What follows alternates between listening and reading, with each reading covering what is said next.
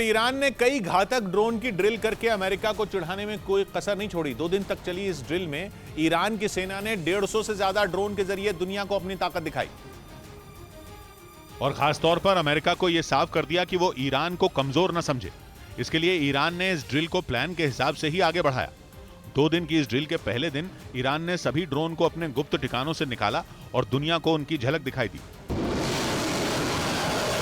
पहले दिन ईरान की सेना ने बॉर्डर वाले इलाकों और समंदर में अपने मिशन को पूरा करने के लिए निगरानी की और इसे पूरा करने के बाद उसने ड्रोन की ताकत से अमेरिका को आंख दिखाई।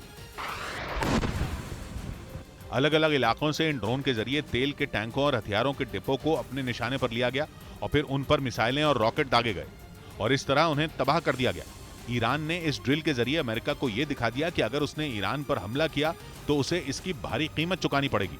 इस बीच खबर है कि रूस के रडार को चकमा देकर इजरायल का विमान ईरान की सीमा में दाखिल हो गया। बताया गया कि इजरायल की वायुसेना ने पिछले 2 महीनों में कई बार ईरान के हवाई क्षेत्र में सेंध लगाई और इजरायल के इस घातक F-35 लड़ाकू विमान की भनक रूसी रडार को भी नहीं लगी, जो ईरान ने अपनी सीमा की सुरक्षा के लिए तैनात कर रखा है। यानी इजरायल के विमान ने रूसी रडार को चकमा देकर ईरान में हड़कंप मचा दिया। इससे पहले इजरायल अमेरिकी सेना के साथ मिलकर हाल के दिनों में कई बार युद्ध का अभ्यास कर चुका है और खबर है कि इस दौरान दोनों देशों के जंगी जहाजों ने ईरान को डराने में कोई कसर नहीं छोड़ी। असल में इजरायल ने कसम खाई है कि वो ईरान के परमाणु हथियारों को तबाह करके ही दम लेगा और इसी वजह से ईरान और इजरायल के बीच लंबे वक्त से तनातनी चल रही है। वहीं इस मुद्दे पर अमेरिका इजरायल के साथ खुलकर खड़ा है और उसने इजरायल की ताकत बढ़ाने के लिए उसे F-35 लड़ाकू विमान भी दिया है, जिसकी गिनती दुनिया के सबसे खतरनाक फाइटर जेट में की जाती है। F-35 5वीं पीढ़ी का कॉम्बैट एयरक्राफ्ट है जो किसी भी मौसम में उड़ान भरने की काबिलियत रखता है।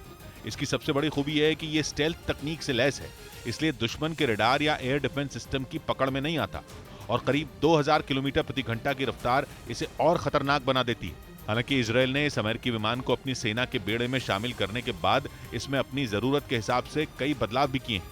खबर है कि इसी वजह से इस विमान ने ईरान की नाक में दम कर रखा है।